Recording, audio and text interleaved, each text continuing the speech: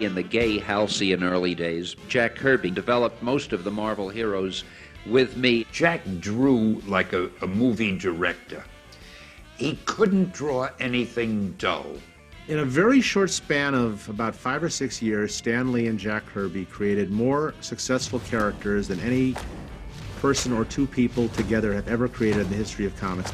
I always marveled at the fact that Jack was able to design so many varied characters and yet make each one totally different than the other. Jack would just put his pencil down and start drawing. He drew with such certainty. He knew just where every line was going to go. There was no hesitation, and it worked out perfectly. It was incredible. I feel that story first.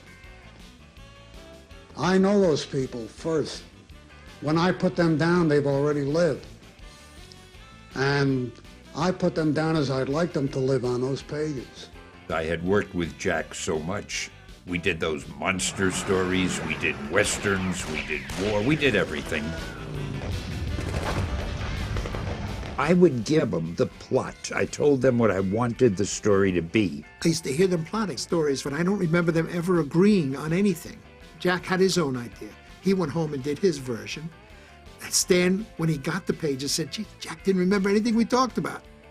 Jack did one version, Stan made it something else. And that's why there's a disagreement between Jack Kirby and Stan Lee as to whose story they were.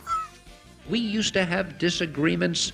I never thought it got him angry. I love fighting with people. Maybe it bothered him when I always said you're wrong. I don't know. A lot of reporters always thought, oh, Stan created everything, was they come into Stan's office and Stan would sit there and he's so charming and wonderful. You just love the guy. Somebody wanted to interview me for the Herald Tribune magazine section.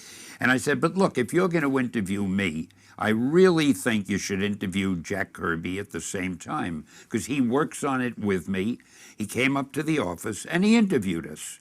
Jack told me that he was going to stay up late Saturday night with his wife and they were going to go to the newsstand so they'd get it right away. The first 5 columns were all about me and how wonderful I was.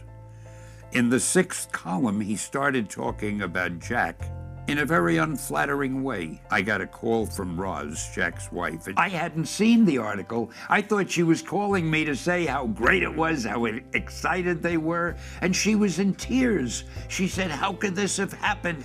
It was the most horrible thing, really.